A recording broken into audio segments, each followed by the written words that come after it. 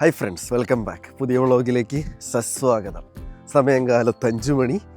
ഇന്ന് നമുക്ക് 5 മണിക്ക് നമ്മുടെ ഷിഫ്റ്റുകൾ തുടങ്ങും. ഇന്ന് 2 സ്ലോട്ടർ ഹൗസിൽ പോകണം. അതുകൊണ്ട് തന്നെ കാലത്ത് പോകണം. അതായത് 6 മണി തൊട്ട് ഒരു 11 മണി വരെ ചിക്കൻ സ്ലോട്ടർ ഹൗസിൽ, അത് കഴിഞ്ഞ് നമ്മൾ സ്ഥിരം പോയിക്കൊണ്ടിരിക്കുന്ന ബീഫ് സ്ലോട്ടർ ഹൗസിൽ, ബീഫാക്കാവോ ആരുടെങ്കിലും സ്ലോട്ടർ ഹൗസിലേക്ക്. അപ്പോൾ കൗ സ്ലോട്ടർ ഹൗസിലേക്ക് നമ്മൾ 5 മണിക്ക് പോകേണ്ട കാരണം എന്താണെന്ന് വെച്ച് കഴിഞ്ഞാൽ 45 മിനിറ്റ് കാർ റൈഡ് ഉണ്ട്. അത് കഴിഞ്ഞ് കഴിഞ്ഞാൽ അങ്ങോട്ട് എത്തുള്ളൂ. അത് കഴിഞ്ഞ് പിന്നെ അവിടെ നിന്ന് 25 മിനിറ്റ് ഉണ്ട് പശുവിൻ്റെ കൂടേക്ക്. അങ്ങനെ യാത്രകളുടെ ഒരു കൂമ്പാരമാണ്. ഇപ്പോൾ നമ്മൾ 3 പേരിൽ നിന്ന് 5 പേരുണ്ട്. ഇവിടെ നിന്ന് 3 പേരുണ്ട്. ഇടയ്ക്ക് വെച്ച് ബാക്കി 2 പേരും കൂടി പിക്ക് ചെയ്ത് 5 ആൾക്കാരാണ് പോകുന്നത്. വിശാലമായ ദിവസം. നമ്മളെല്ലാവരും പോകുന്നു. എല്ലാവരും കയറി പവന്മാരെ പിക്ക് ചെയ്യണം, പോകണം. ഇന്ന് മൊത്തം കശാപ്പിൻ്റെ പൂരപ്പുറമ്പാണ് എല്ലായിടത്തും. അപ്പോൾ എന്തായാലും പോകട്ടെ. കാറ് റെഡി, ഞാൻ റെഡി. നമ്മൾ കയറുന്നു, പോകുന്നു. എൻ്റെ യശോദ, എല്ലാവരും റെഡി, പോകാം. ഇപ്പം ഞാനുണ്ട്, ഇവനുണ്ട്, അവനുണ്ട്, ഫ്രണ്ടിൽ 2 പേരുണ്ട്. അങ്ങനെ നിറഞ്ഞ് തുളുമ്പിയാണ് നമ്മളെല്ലാവരും പോകുന്നത്. എങ്ങടേക്കാണെന്നല്ലേ? ചിക്കൻ സ്ലോട്ടർ ഹൗസിലേക്ക്. ഇവനൊക്കെ ഉറക്കത്തിൽ നിന്ന് എനിക്ക് എൻ്റെ വിഷമാണ് മുഖത്ത് കാണുന്നത്. അപ്പുറത്തിരിക്കണതിന് അങ്ങനത്തെ പ്രശ്നങ്ങളോ കാര്യങ്ങളോ ഒന്നുമില്ല, ഇവർക്കുമില്ല. പക്ഷേ ഇത് നമ്മുടെ പട്ടിക്കാട്ടിലേക്കാൾ വലിയ പട്ടിക്കാട്ടിലേക്കാണ് പോകുന്നത്. അവർ കാലത്ത് 6 മണിക്ക് തട്ടി തുടങ്ങും. ഇപ്പം എത്ര 1000 കോഴിന് ഒരു ദിവസം ഒരു തട്ടുണ്ടാവും. കോഴിത്തട്ടലിൻ്റെ പീക്ക് ലെവൽ. എന്തായാലും പോയി നോക്കാം. ഭീകര ഓടിക്കലാണ് കാറ്, കത്തിച്ചൊട്ടാക്കാണ്. ഇപ്പം പോണത് 80-ൽ, കുറച്ചേരം കഴിഞ്ഞാൽ 100-110 വിടും പുള്ളിക്കാരി. ഞാൻ ഡ്രസ്സ് മാറി, ഇവൻ ഡ്രസ്സ് മാറി, അവൻ ഡ്രസ്സ് മാറി, ഇവൾ ഡ്രസ്സ് മാറി, ഇവൾ ഡ്രസ്സ് മാറി. ഇതൊക്കെ ഇട്ട് ഫുൾ കോസ്റ്റ്യൂമിൽ നമുക്ക് ഉള്ളിൽ കയറാൻ പറ്റുള്ളൂ. ഇന്ന് 10,000 കോഴിനെയാണ് തട്ടുന്നത്. 2 ഫുൾ കണ്ടെയ്നർ. കൊല്ലലിൻ്റെ പീക്ക് ലെവൽ. അതും 2 മണിക്കൂറിൽ തീർക്കുമെന്നും പറഞ്ഞു. നമ്മൾക്കൊരു ചെറിയ ബ്രീഫ് കിട്ടി. ഇനി നമ്മൾ ഉള്ളിൽ കയറി കാണാൻ പോകുന്നു. Raj, what do you feel about, like how do you feel? Normal. Sure. 10,000 കോഴികൾ. ഞങ്ങളെന്തായാലും പോയി തട്ടൽ കാണട്ടെ, പരിപാടികളൊക്കെ കാണട്ടെ, എന്നിട്ട് അടുത്ത സ്ഥലത്തേക്ക് പോട്ടെ. ഞാൻ പറഞ്ഞല്ലോ 1/2 മണിക്കൂർ യാത്ര ചെയ്തിട്ട് ചിക്കൻ സ്ലോട്ടർ ഹൗസിലേക്ക് പോകുന്നതെന്ന്. അവിടുത്തെ കാര്യങ്ങൾ പറയാം. അതൊരു ട്രോമ പോലെ തലയിൽ കയറിയേക്കാണ്. തിരിച്ച് പോയിട്ട് ഞാൻ പറഞ്ഞുതരാം. ഇപ്പം എന്തായാലും പോകുന്ന വഴി നമ്മൾ ബിദ്രോങ്കനെ കണ്ടു. അത് ഔട്ട് ഓഫ് നോ വെയർ, ഒരു ദുനിയാവിൽ. ഇവിടെ വലിയ കാര്യമായിട്ട് ഓഫറോ കാര്യങ്ങളൊന്നുമില്ല. 2 വേട്ടാവളിയന്മാർ അറ്റത്ത് പോണത് അവിടെ കണ്ടതൊരു വണ്ടി ഇടിച്ച് കിടപ്പുണ്ട്. അതിനെ നോക്കാൻ പോവാണ്. ചിക്കത്തിന് മൊത്തം കൊല്ലൽ തന്നെ. ചിക്കനിലെ കാര്യം പറഞ്ഞു തരാട്ടോ. മുന്തിരിക്ക് ഇവിടുത്തെ ബിദ്രോങ്ങിയിൽ എത്രയാ? സവോളയ്ക്ക് വില കുറവ് കേട്ടോ, 2 സ്ലോട്ട്. തക്കാളിക്ക് കുഴപ്പമില്ല, പക്ഷെ ഒന്നും പേടിക്കാൻ തോന്നണ്ട. കാരണം നാളെയും കൂടി കഴിഞ്ഞ് കഴിഞ്ഞാൽ നമ്മൾ പോവുമല്ലോ. എന്തായാലും ബിദ്രോങ്ക ഇവിടെയുണ്ട്. ഒന്ന് മാറുമോ? ബിദ്രോങ്ക ഇവിടെയുണ്ട്. നമ്മളൊന്നും മേടിക്കണില്ല, കാരണം ആവശ്യത്തിന് എല്ലാ സാധനങ്ങളും ഉണ്ട്. ആവശ്യത്തിന് ഐസ്ക്രീം, മീറ്റ്, എല്ലാ സാധനങ്ങളും ഉണ്ട്. എന്തായാലും ഇനി വേറെ ഒന്നും കാണിക്കാനില്ല. ബിദ്രോങ്കയും ഈ പട്ടിക്കാട്ടിലുണ്ട്. പക്ഷെ ഏറ്റവും കൂടുതലുള്ളത് മറ്റേ ഡിനോയാണ്, അഫോർഡബിൾ ഡിനോയാണ്. കൊള്ളാം. അപ്പം ഞാൻ എന്തെങ്കിലും എനിക്ക് ഗുണമുള്ളതുണ്ടോ എന്ന് നോക്കട്ടെ. ഉണ്ടെങ്കിൽ മേടിക്കട്ടെ, പോകട്ടെ. ഇനി ഞാൻ പറയാം എന്ത് കണ്ടു എന്ന്. ചിക്കൻ സ്ലോട്ടർ ഹൗസ് ബാക്കി സ്ലോട്ടർ ഹൗസുകളെ അപേക്ഷിച്ച് ഇച്ചിരി കൂടി സൈലൻ്റ് ആണ്. അധികം ചോരക്കളികൾ എല്ലായിടത്തും കാണാൻ പറ്റില്ല. പക്ഷെ കാണുന്നതൊക്കെ അത്ര സുഖമുള്ളതല്ല. ബാക്കി എല്ലായിടത്തും ഒരെണ്ണത്തിനൊക്കെ ഒന്ന് സമയം എടുത്തിട്ടുള്ള പരിപാടികളാണെങ്കിൽ ഇവിടെ പള്ളിപ്പെരുന്നാളിന് അരങ്ങ് കെട്ടിയതുപോലെയാണ്. ഒരു ദിവസം ഇവർ കൊല്ലുന്നത് 20,000+ കോഴികളെ. അത് ഏറ്റവും കുറഞ്ഞതാട്ടോ പറഞ്ഞത്. അതായത് പെർ ഡേ ഏറ്റവും കുറഞ്ഞത് 30,000 ടൺ ചിക്കൻ ഇവർ പ്രൊഡക്ഷൻ ഉണ്ട്.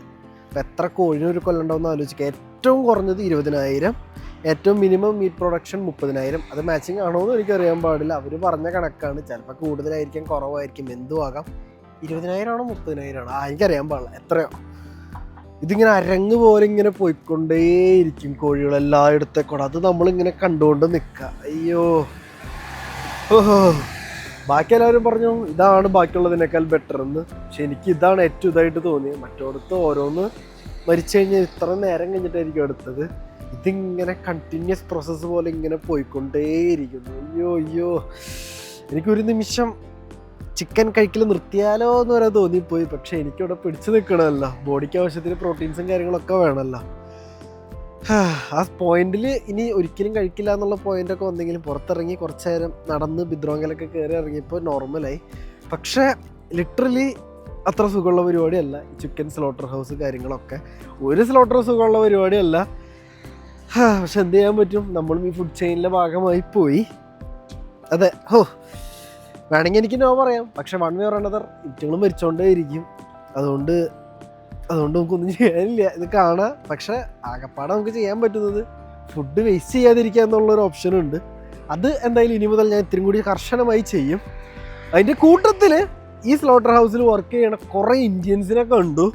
അവരുടെ അവസ്ഥ കണ്ടപ്പോൾ എനിക്ക് നല്ല വിഷമം തോന്നി. എന്ത് ചെയ്യാൻ പറ്റും, കാരണം ഇതിൻ്റെ ഉള്ളിൽ നമുക്ക് ഈ ബനിയിലിട്ട് നിൽക്കുന്ന ടെമ്പറേച്ചറല്ല, നെഗറ്റീവ് ടെമ്പറേച്ചറാണ്. കാരണം ലൈക്ക് ഫുഡ് അവിടുത്തെ ചിക്കൻ സ്പോയിലായി പോകരുതല്ലോ. അതുകൊണ്ട് തന്നെ അവിടെ നെഗറ്റീവ് ടെമ്പറേച്ചറിൽ ഇവർ ഇന്ന് കാലത്ത് 6 മണി തൊട്ട് പോയത് 8 മണി വരെയൊക്കെയാണ് നിൽക്കുന്നത്. ഐദർ 10 മണിക്കൂർ ഷിഫ്റ്റ് അല്ലെങ്കിൽ 12 മണിക്കൂർ ഷിഫ്റ്റ്, അങ്ങനെ ലക്ഷറി ഷിഫ്റ്റാണ്. കാരണം മുന്നേ ഞാൻ ഇതെങ്ങനെ മണിക്കൂറിൻ്റെ അറിയാമെന്ന് പറയുന്നത്, ഒന്ന് ഞാൻ അവിടെ ചോദിച്ചു എത്ര മണിക്കൂർ സ്ലോട്ടർ ഹൗസ് റെഗുലർ ബേസിസിൽ വർക്ക് ചെയ്യുന്ന കാര്യങ്ങളൊക്കെ ചോദിച്ചു. പിന്നെ മുന്നോടേക്ക് ചിക്കൻ സ്ലോട്ടർ ഹൗസിലേക്ക് ജോലി ഉണ്ടെന്ന് പറഞ്ഞ ഏജൻസിക്കാരെ അപ്രോച്ച് ചെയ്തപ്പോഴും ഞാൻ സംസാരിച്ചിട്ടുണ്ട്. പിന്നെ അവിടെ ഉള്ള ഒരു ബ്രേക്കിന് പുക വലിക്കാൻ പോകുമ്പോൾ ഞാൻ അവരുടെ കൈയൊക്കെ കണ്ടപ്പോൾ എനിക്ക് എൻ്റെ മനസ്സിൽ വിഷമമായിപ്പോയി. ഈ തണുപ്പത്ത് വെള്ളത്തിൽ നനഞ്ഞുള്ള നിൽക്കണേ, അപ്പം ആ കൈയുടെ ഒക്കെ ഒരു അവസ്ഥയുണ്ടല്ലോ, അതൊക്കെയും കൂടി ആയിട്ടേ ആകെ മൊത്തത്തിൽ തല ഇങ്ങോട്ട് മരവിച്ചു പോയി. അപ്പം നിങ്ങൾ ജോലിക്ക് കാര്യങ്ങൾക്കൊക്കെ നാട്ടിൽ നിന്ന് ആൾക്കാർ ചോദിക്കുമ്പോൾ ഒന്ന് അന്വേഷിക്കുക, എവിടെയാണ് ജോലി ചെയ്യാൻ പോണത്, ഏത് ടെമ്പറേച്ചറിലാണ് ജോലി ചെയ്യാൻ പോണത്, എന്താണ് ജോലിയിലുള്ള പരിപാടികൾ കാര്യങ്ങൾ ഒക്കെ ചോദിച്ച് മനസ്സിലാക്കിയിട്ട് കയറി വരാം. അവിടെ ഒരാളുടെ മുഖത്തൊരു സന്തോഷം ഉണ്ടാവില്ല, കാരണം കൊല്ലലാണല്ലോ. പ്ലസ് ഒരു എന്തിനാണ് നമ്മൾ പറയില്ലേ, പർപ്പസ് ഓഫ് ലൈഫ്, അങ്ങനെ കുറേ കാര്യങ്ങളില്ലേ, ഒന്നുമില്ല, എന്തിനോ വേണ്ടി എന്തൊക്കെയോ ചെയ്യുന്ന കുറേ ആൾക്കാർ. പക്ഷേ ആദ്യം പറഞ്ഞ വിഷമമുണ്ട്, എന്ത് ചെയ്യാൻ പറ്റും. കുറേ ഇന്ത്യൻസും ഉണ്ടായിരുന്നു. ഇത് ഒരു പട്ടിക്കാടിൻ്റെ അറ്റത്തുള്ളൊരു സ്ഥലം കേട്ടോ.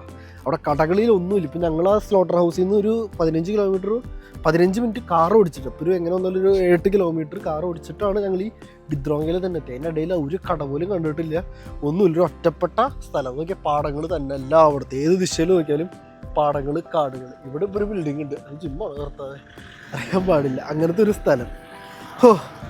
അപ്പം കാര്യങ്ങളൊക്കെ മനസ്സിലായല്ലോ.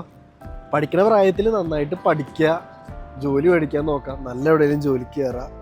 പല ഏജൻസിക്കാരും പല വാഗ്ദാനങ്ങളും കാര്യങ്ങളായിട്ടൊക്കെ വരും പറ്റിക്കാൻ. നിങ്ങൾ സൂക്ഷിച്ച നിങ്ങൾക്ക് കൊള്ളാം. രണ്ടാമത്തെ സ്ലോട്ടർ ഹൗസിലും പോയിട്ട് വന്നു. അവിടെ തെറ്റില്ലാത്ത വെട്ടലും പരിപാടികളായിരുന്നു ഇന്ന്. അങ്ങനെ ആകെ മൊത്തത്തിൽ ഇന്നിപ്പോൾ ഒന്ന് ക്ഷീണിച്ചിട്ടുണ്ട്. ഈ ഒരാഴ്ച മൊത്തം വന്നിട്ട് നാളെയും കൂടി ഉണ്ട്. നാളത്തെ അധികം ഉണ്ടാവില്ല. ഇന്നിപ്പോൾ പുതിയ ഓർഗൻസിലേക്ക് പോകുന്നതിന് പകരം ഇന്ന് തലയിലായിരുന്നു നമ്മുടെ പരിപാടികൾ മുഴുവൻ. ഇന്ന് അവിടെ നല്ല രീതിയിൽ പശുക്കളെ തട്ടിയായിരുന്നു. ഞാൻ പറഞ്ഞല്ലോ ഇന്നലെ ഡെലിവറി കാര്യങ്ങളൊക്കെ നടന്നാൽ ഇന്നിപ്പോൾ നല്ല രീതിയിൽ നടക്കുമെന്ന്.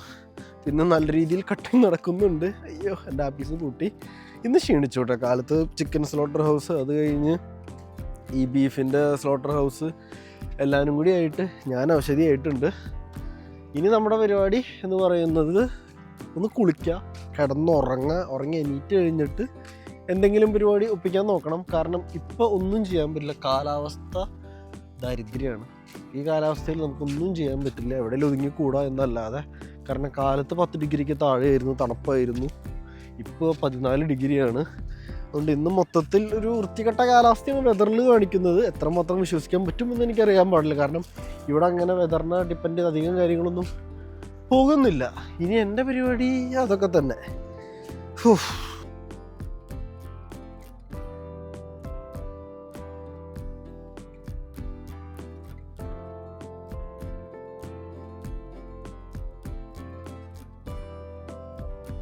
നമ്മൾ വീഡിയോ തീർക്കാന്ന് വെച്ചു. പക്ഷെ ഒരു സ്ഥലത്ത് ഫേമസ് ആയിട്ട് ഫുഡ് ഉണ്ടെങ്കിൽ അത് പോയി കഴിച്ചു നോക്കണ്ടേ. ഈ ആന ബർഗറിലേക്ക് നമ്മൾ എത്തിയിരിക്കുകയാണ്. 50 സ്ലോട്ടി നമ്മൾ മുടക്കി മേടിച്ച ജിമിട്ട് ബർഗർ. ഒറ്റക്കടിക്കെൻ്റെ വായിൽ കയറുമെന്ന് എനിക്കറിയില്ല, പക്ഷെ നമ്മൾ കയറ്റണം. കാരണം മലയാളികളുടെ തൊള്ളയുടെ അത്രയും വരില്ല വേറെ ഒന്നും.